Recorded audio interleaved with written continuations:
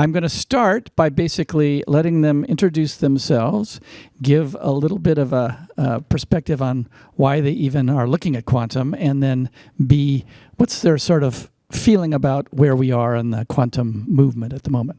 So I'll start with Celia. I have a mic up here. Thank you, Don, and it's a pleasure to be here at Q2B again with the clan gathering. It's exciting to see. I see a lot of momentum at this event and over the year that we're just wrapping up. I am Celia Merzbacher. I am the executive director of the Quantum Economic Development Consortium, which is an entity that was established by Congress in 2018, where in the National Quantum Initiative Act, it required the National Institute of Standards and Technology, or NIST, in the US government to establish a consortium of stakeholders, and that word is intentionally broad, and QED-C is that consortium. So we have support, kickstart money from the US government. We are sort of a startup ourselves, and the expectation is that it will grow to be a trusted community of stakeholders from across the ecosystem and around the world. So we have gone international, and I'm really pleased to be part of the panel today to sort of look out beyond just the horizons here in the US and at all the activities that are going on worldwide. Just very briefly, our membership comprises about 3/4 corporate members, and of those, most are small or startups. So my bosses are very much in the innovation space, and even the big companies that are members, the Googles and Amazons and IBMs, they all have sort of a quantum startup inside. There are no big quantum companies. So it's a very innovative space and increasingly global, and as I think we'll probably hear from some of the others, the supply chains are global, the markets are global, so it sort of is inherent, and industry does global naturally. Governments, not always so much, so I think there's an opportunity in some ways for industry to lead. Happy to be here today, thanks. Great, Jake, over to you. Yeah, so I'm Jake Taylor. I'm the Chief Science Officer of Riverlane, and we build the software systems that run quantum control systems down to the qubits and the error correction layer for fault-tolerant quantum computers. You asked a little bit about the state of play, and Riverlane, as a company, we focus on what's called error-corrected quantum computing, and that's because our perspective is that the high-value applications for quantum computers specifically, there's other things that are quantum technology that I'm not talking about, but just for quantum computing, that the high-value applications are going to require really pushing the limits of what we can achieve with the devices that we can build. And that's going to require quantum error correction, which means going to as many as tens to hundreds of millions of quantum bits in one processor. And to build that, you have to, of course, invest in a huge semiconductor, software, microwave engineering, electrical engineering, material science program to bring it all together. And so coming back to this sort of question about what's happening in the international space, when you start to put together such a large effort, it's very clear that the expertise is not evenly distributed on the one hand, but it is also not within any one country. And so Riverlane is a Cambridge, UK-based company with offices in the US that are based in Boston. And we see ourselves as a multinational because we have some folks from Germany, and we have employees from many places, but like where we're actually working and doing business is all over the world now. And that's because no one has a lock on this. We don't yet have a full answer to what it's going to take to build such a large-scale machine. But we know to invest in it, you have to invest not just domestically. So, thank you. Great. Kaniah? Thank you. I'm Kaniah Konkoly, and I'm the Chief Legal Officer and Vice President of Government Relations for Quantinuum. So Quantinuum is the product, it's 1 year old this last week, but it's the product of a merger between Honeywell Quantum Solutions and Cambridge Quantum Computing. Honeywell Quantum Solutions is building ion trapping quantum computers. Cambridge Quantum Computing focused on kind of upper in the stack middleware software, algorithm development, and cybersecurity solutions. So with the merger, we came together and really brought together what I'd like to say 2 powerhouses within the quantum community to really, make sure that we could develop a full stack quantum company. With that, we have close to 500 employees around the world. Similar to what Jake said, we have offices in the UK and the United States, offices in Germany and Japan. We feel very strongly that this is a global effort and are also looking to really make sure we're tapping into the right locations and the right jurisdictions. Great. Corey comes to us from the White House. Yeah, so my name is Corey Stamble. I'm a Senior Policy Advisor at the National Quantum Coordination Office, which is located in the Office of Science and Technology Policy at the White House. Our office, the NQCO, as I'll refer to it, was set up by the National Quantum Initiative Act that Celia just mentioned. And part of our goal is to help support the coordination of the US government's effort in quantum information science. And that effort is really around driving on the basic science. We think the kind of investments we see out of the National Science Foundation, Department of Energy, my home institution, National Institute of Standards Technology, making sure the US is competitive in this international landscape, thinking about the QED-C and its recognition of the global supply chains, and the people, making sure that we're generating a workforce, both a workforce today in terms of opportunities for undergraduates, graduates, and the sort of things you see out of the investments, the National Quantum Information Science centers that the NQI set up, but also looking long-term in terms of motivating, inspiring people to engage in the field in the coming decade. And part of that talent is a recognition that in the US, at least, over half of those individuals getting say a PhD in areas related to quantum information science are international. So it's a clear recognition of how the flow of talent, both in and out of the United States, has been vital to the field in getting us to where we are here. I always like to remark back as a NIST person, we have I think 4 Nobel Prizes in quantum information science. And if you look at each one of those, they all happen because of international cooperation, international relations. And so it's just a reminder of how critical that is to our progress. Great, thank you. So there's so many dimensions to this field, and most people seem to focus on the number of qubits in a system, but there's a lot more to think about. And I want to get people on the panel to just sort of talk about when you're judging success and progress, what are some of the metrics that you think are most important to look at? I think I'll jump around. Jake, why don't you start? Sure.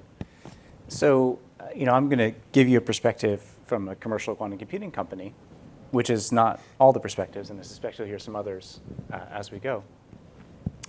But, when you're a commercial company, at the end of the day, success is revenue. Ideally profit.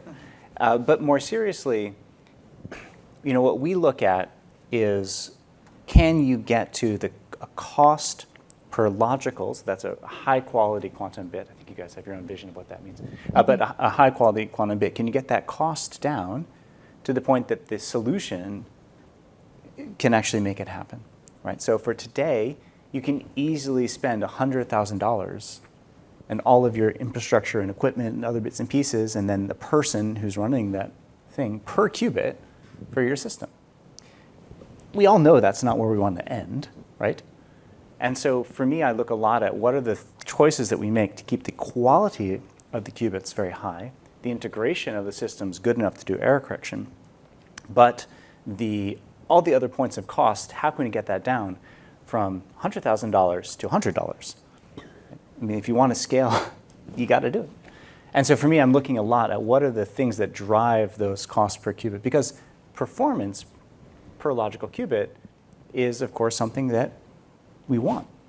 And that's where the applications emerge. That's where the field transitions from interesting science into a technology that can transform society. Great, thank you. Kaniah, have you got some thoughts on this? Yeah, I mean, there's certainly the technical milestones. But one thing that I think we are also looking at, and I think this is actually pretty relevant to where the quantum community is today, is I feel like we're at an inflection point where things are moving out of the labs into the marketplace, out from just pure R&D into work, proof of concepts, things that are going to potentially have viability and value long term. And so what that means is we're really looking to focus on not just technical milestone metrics or reduction of cost, which I'm sure every commercial company is focused on, but also how is the business going to scale? How are the locations where you're looking to do business, the companies that you're looking to engage with, the researchers you're looking to do projects with, how is that going to advance you as a business, your IP, your publication, your influence within the ecosystem writ large? So, as we look to not just expand our technical footprint, but really grow as a company, we're really looking at all of these variables to see whether it's moving into a new jurisdiction or even just engaging with larger scale entities, what are they doing to continue to grow their workforce, grow the talent, and really drive innovation? Great, thank you. Celia, you want to try something on this? Yeah, so I think I've thought about these kinds of questions for a long time. I used to sit kind of in the same position that Corey's in now. And so it's hard to measure progress when you're at the research phase. And a proxy is sometimes just inputs, meaning how much money is being spent. And so we see that going up and to the right. And then outputs from research includes patents and publications, and you can see those going up and to the right. So that's a metric. But really at the end of the day, all of that is sort of going nowhere from a commercial point of view if it doesn't provide some advantage to the customer. And I think that's always the harder question is, okay, you're showing me this shiny thing, it does something, but is it better than the incumbent technology? Does it provide me some commercial business advantage? And to come up with those kinds of metrics, QED-C has a benchmarking program underway to develop what we call application-oriented benchmarks, so implementation of a few simple algorithms that can be run on different platforms. And the idea is not at this point in time necessarily to compare platform A to B, but to see the progress that's being made in a particular company's product. And so seeing that progress and advancement that's being made, as well as sort of understanding the sort of pluses and minuses for different capabilities today, understanding that it's still very early days. And I guess finally I would say, in order to really accelerate progress, having some targets to move towards. So again, QED-C, being a broad representation of the community, is doing work to identify use cases. We're not going to be coming up with totally general purpose solutions that can be used in every sector right out of the gate. And so partnering with the sectors that are going to help pull the technology forward will, I think, accelerate these metrics towards useful applications. Thank you. Corey, what are some thoughts here? Well, I think the three of the panelists have really touched on some of the big keystone parts, which is driving the market forward, identifying in-use applications. One that wasn't mentioned I talk about would be maybe workforce, and are we actually generating the people, and are we generating the type of the kind of teams we want to see as we move forward, at least from the U.S. perspective, in terms of having a diverse group of individuals engaging in the field. So are we shifting that paradigm from historically one where it was underrepresented, but there was many groups that weren't part of the conversation. And so from our perspective, making sure bringing more people in so that we can have, I would say, a better future in terms of quantum, I think is a very important one for us, but definitely an important one for the Biden-Harris administration. So it's something we're really focused on in that area. On a more technical level, I go back to what Celia just mentioned. She just talked about the QED-C and benchmark. I know DARPA has a program looking at quantum computing benchmarks, always asking, how do we compare and how do we know which ones are the best for these sort of application spaces? And then finally, I say we do a lot in the area of trying to identify in-use cases. The more we can identify and find actual understand what is actually usable and what is just an idea is a big part of that and goes through conversations. I'll give an example, and it was just announced today, and you can find this on quantum.gov, the NIH is having a workshop next month around early term applications in the biomedical area. And this is something we've been working on a long time. And so seeing the number of people that just show up to that is progress to me because it's showing more people are paying attention, and then we'll be able to identify real opportunities there. Great, thank you. I should give a little warning here that I'm going to open the floor to questions from the audience, in a while here. So if any are forming in your mind, think about them, and we'll call on you in a bit. So with those metrics in mind, I was wondering if you guys would like to suggest or point to some things you've heard, since this is supposed to be an international panel, about any interesting really developments you've been hearing, perhaps outside the U.S. and China, which seem to be the big dogs in the race. Corey, you got something? Yeah, I'll start. And I think how many people are at the opening session today? Right. We also had the Norvis Nordic Foundation talking about its quantum computing program and how it's really focused in the life sciences area.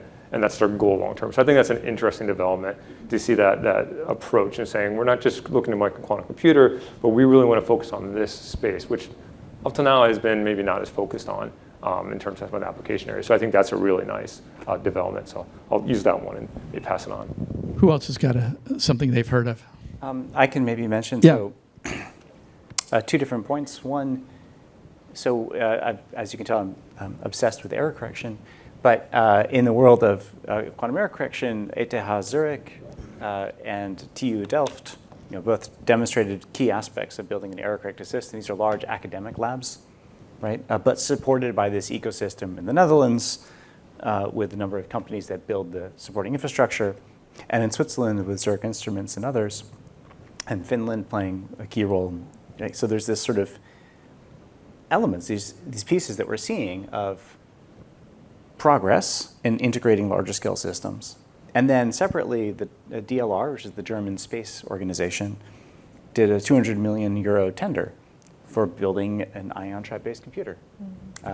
And that's one of the largest government tenders for trying to actually build a system that's ever happened in the space. So Did anybody respond? I mean, it's been tendered. It's already been. So who did the bid? There's three different consortia that each have their own one. But one of them is, for example, Universal Quantum, which is a UK-based company. And of course, to win the tender, they had to open an office in Germany. They had to submit the tender in German. It's like there are these interesting barriers that start to show up. But I mentioned Universal Quantum because that's a company that we work with, so I have some specific insight to that. But it's like 67 million euros. It's extremely challenging, right? Maybe they won't succeed. That's certainly a possibility.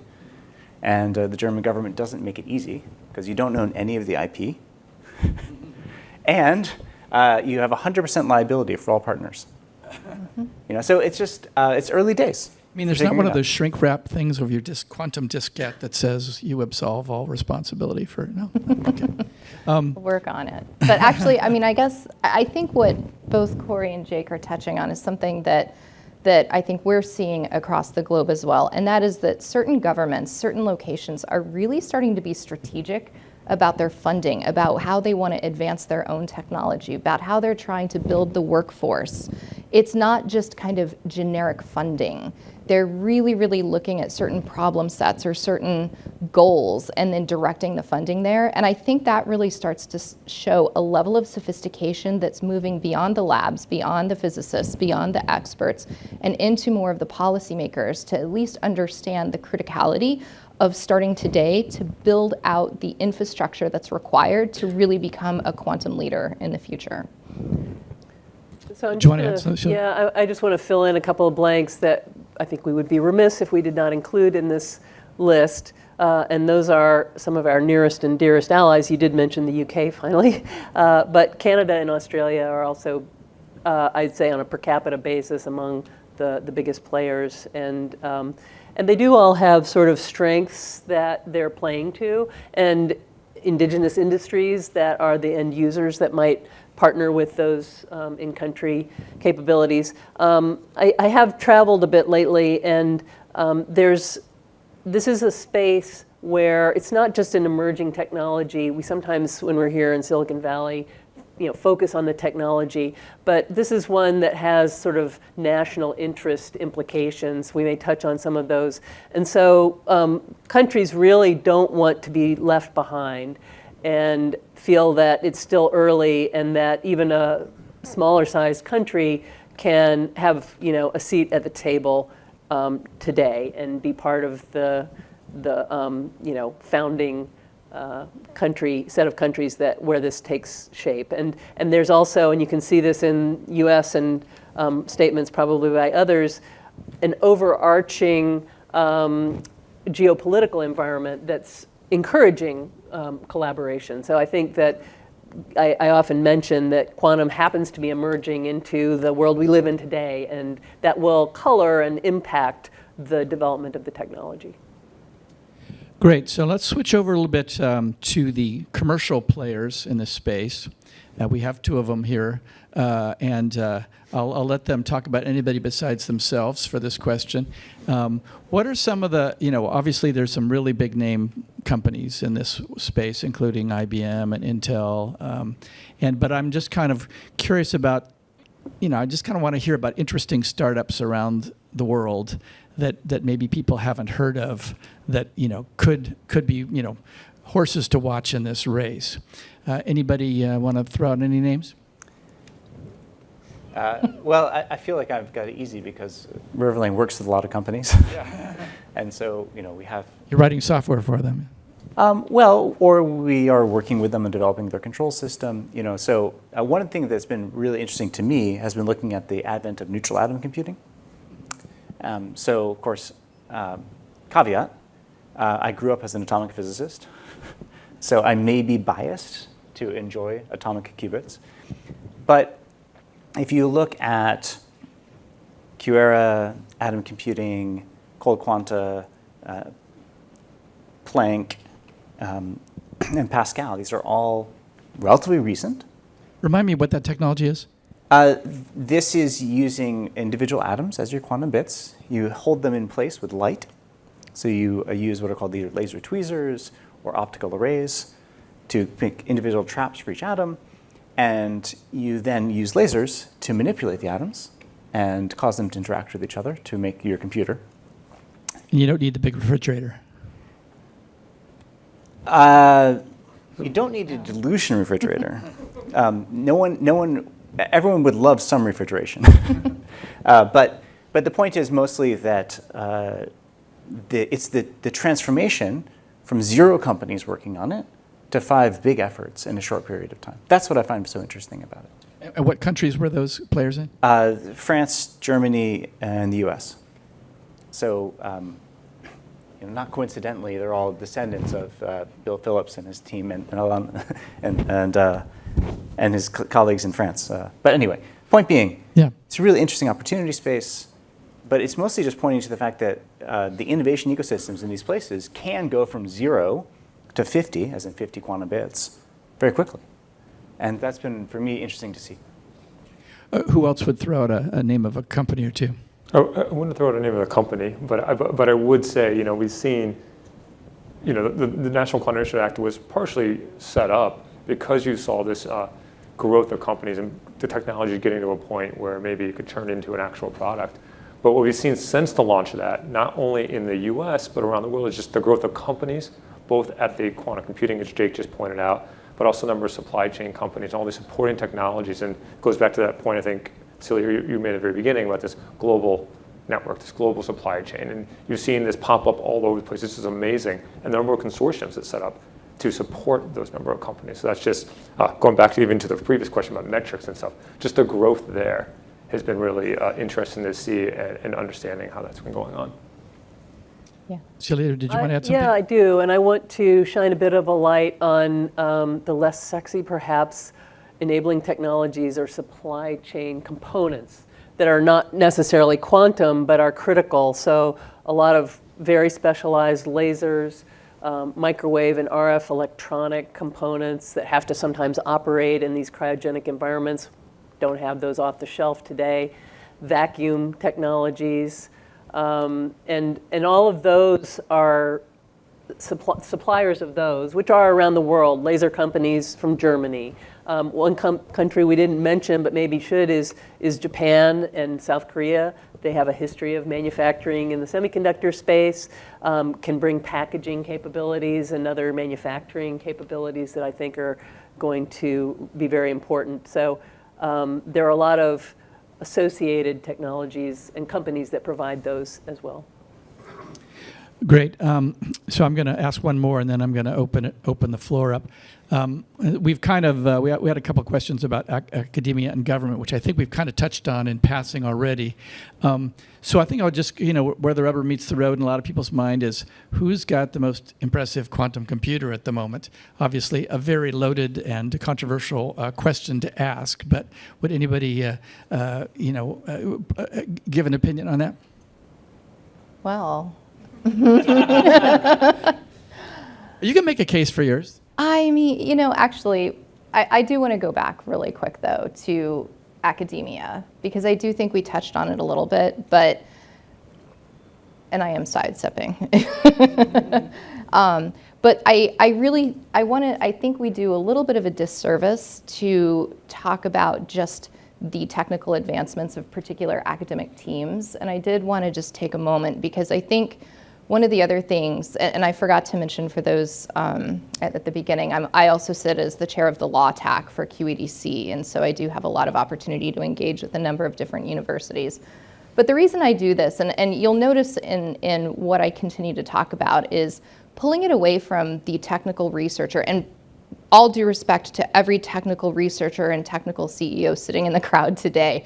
But the reason I really focus on this is going back to universities, and it is the investment, and the investment in the talent, and the investment in creating an interdisciplinary program, because, right, you don't typically have PhD quantum computing physicists, but you have a bunch of, and you may have AMO physicists, you may have very specific technologies, but you also need engineers, you need software designers, you need developers, you need mechanical engineers, you need, a whole slew of people to come and build this ecosystem out. And the academia, along with governments, along with industry, that are really being forward-leaning and kind of pushing that envelope.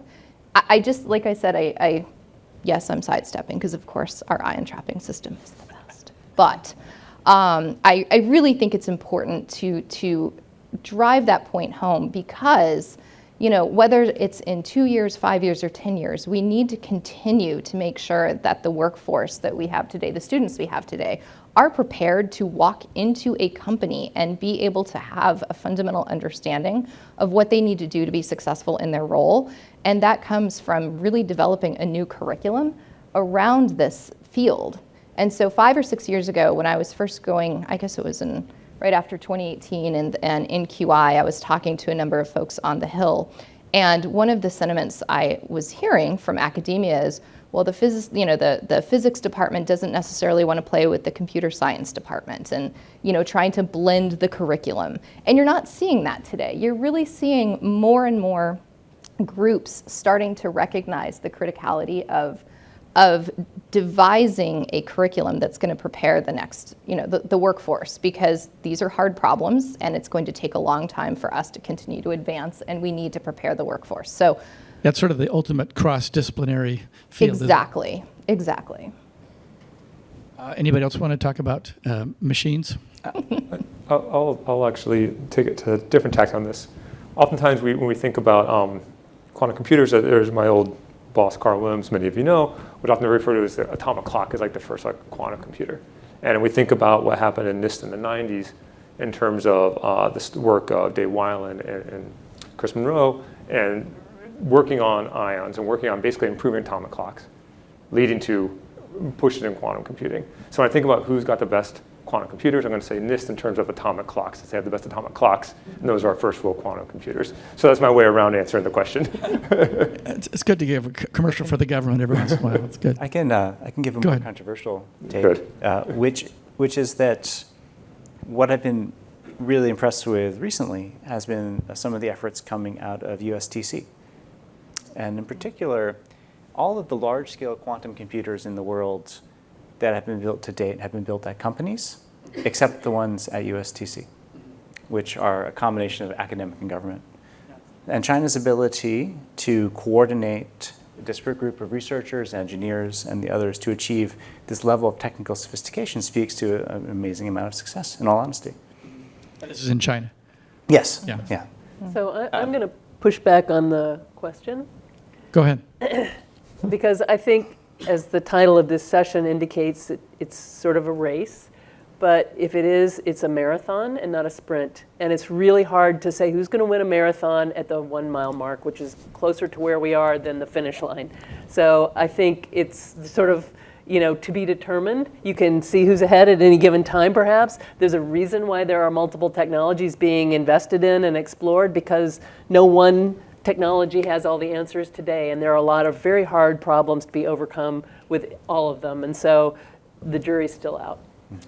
Great. So I hope somebody in the audience has a question. If so, I think we have a mic runner. If anybody want to answer anything, I think there's one, a couple in the back.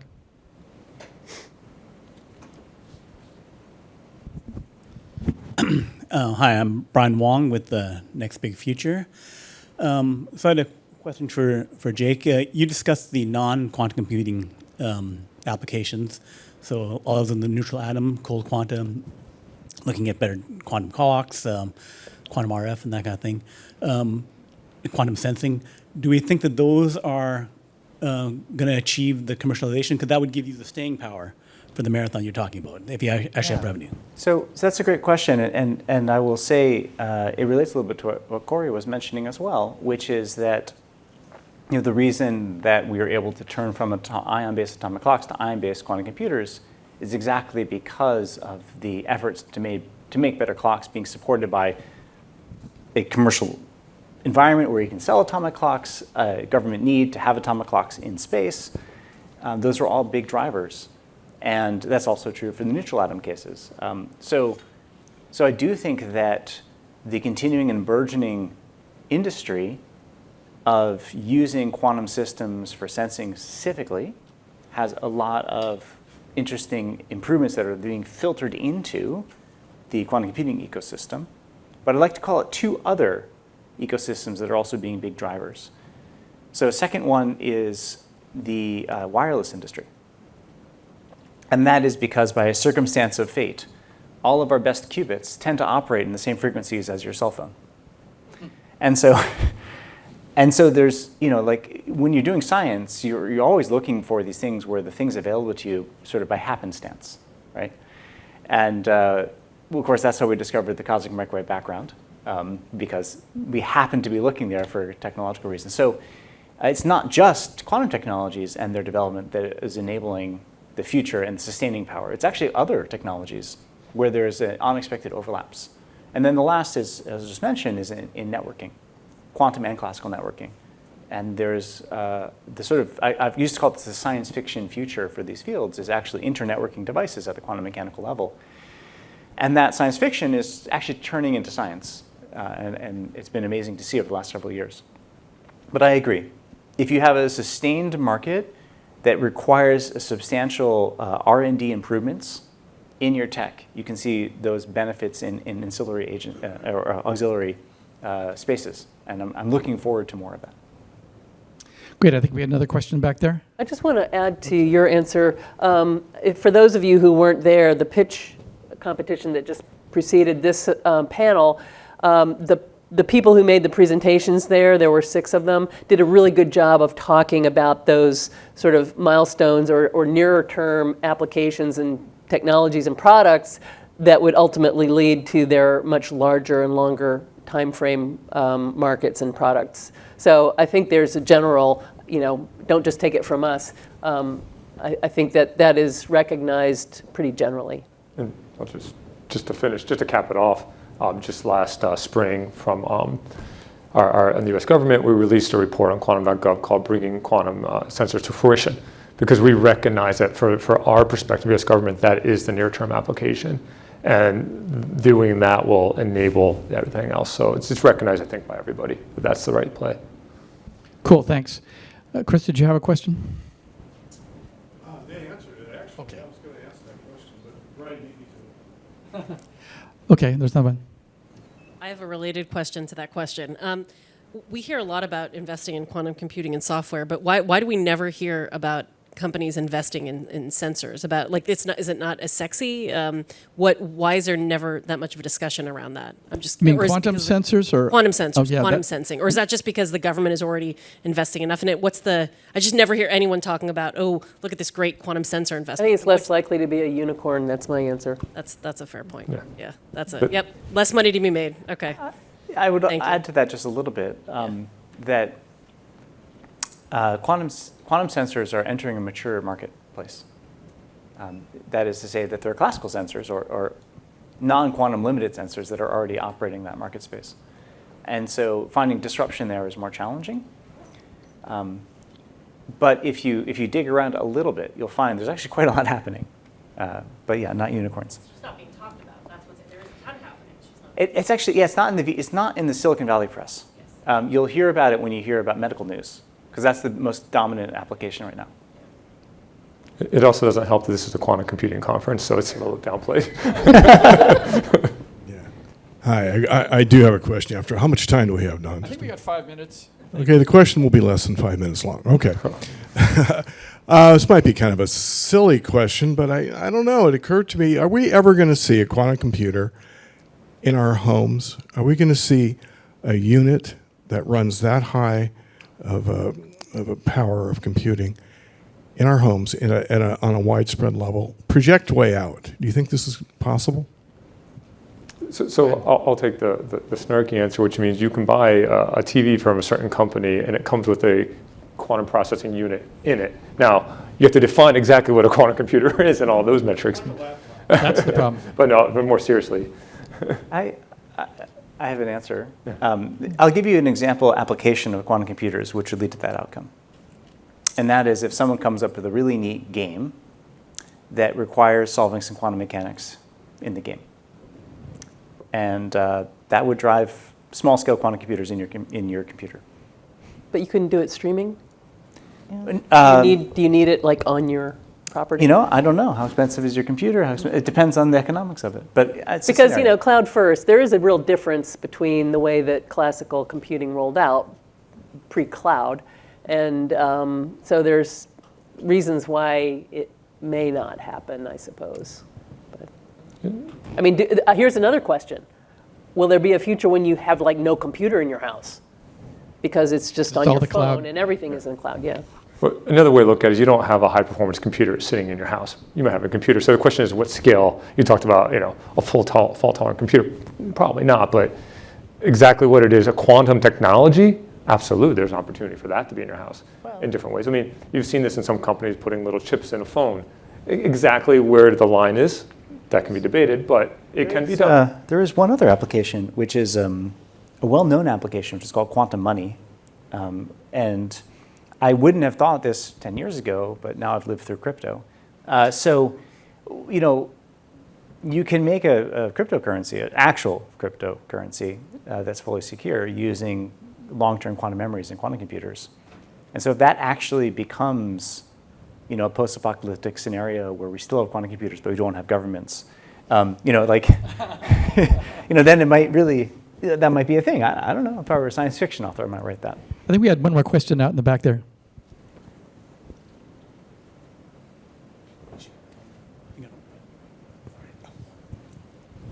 Okay, you're going to pass? Was one more? Okay, go ahead. Hi, just a quick question. Back in the 90s, there was these things called MPPs and HPC. It was a new way of building computers. And there were a whole bunch of companies out there. It was terribly innovative. There were probably 20 MPP companies. And the federal government started to lean towards picking winners and losers. And it really had a negative impact on the sector because the winner they picked turned out to be a loser, and all the losers just went away. How does one balance in this day and age? We've heard about complexities with benchmarking, and no one here is willing to admit that their modality or their system is the best, but they all know they are. How do you go about picking, from a government policy perspective, not winners and losers, but making sure that 1,000 flowers can bloom effectively so the winner can emerge? I think that's Corey's question. I mean, you can look at our policies. We have a science-first approach. We recognize there's many science challenges that need to be solved before we can jump to a winner. I mean, from a technology point of view, we're agnostic. I mean, there are many, many platforms that have opportunities, and we have to still, and many unknown questions. We have a whole report called Quantum Frontiers that talks about all the different things that are still unknown and things we need to understand still. And so until we have a better grasp of those, then to your question, we don't. In the first mile of a marathon, you don't pick the winner, has been said. I think a last question here. Okay, sorry, I recall my question now. Jake, you mentioned the $100,000 per quality qubit thing gained up to $100. So this kind of mirrors not only the Moore's law type thing, but also the genome sequencing cost metric in there. Are we on that kind of path? Is it a clear thing to get down to those very low? Are we consistently getting down to we're like 3 years ago we're at 1 million, now 110K? That any kind of consistency yet to that improvement? It's a great question, and the answer is we've just gotten to quality qubits, right? I mean, So I can't say because we have like one data point. I can't draw a projection from one. Maybe ask me next year. Sorry, go ahead. No, I was just going to say, as a business that's building hardware, right? We have technical milestones, and our goal is to make sure that we're continuing to march down to those technical milestones. So, a lot of times people ask us on, miniaturization or reduction of cost, and it's always a balance, obviously, when you are a commercial entity and you want to make sure you're, being wise with your funds. But, I would say right now, the criticality is making sure that you're able to scale up your technical ability, and then you can really think about how to conserve or reduce cost. But first you need to move out of a bespoke, continuously developing technology and into more of a consistent model, replication-based approach, which will happen when you reach a certain threshold, right? Because right now, in each and every system, you're not seeing 100,000, 1 million being made. Why? Because we're in the NISC era and they're not that useful from a commercial perspective, perhaps from a research perspective, right? We could discuss that. But so I guess to go back to the marathon approach, I could see that happening maybe in mile 10, 12, right before you hit the wall, 18. But, I just think that you have to be careful you're not curbing this.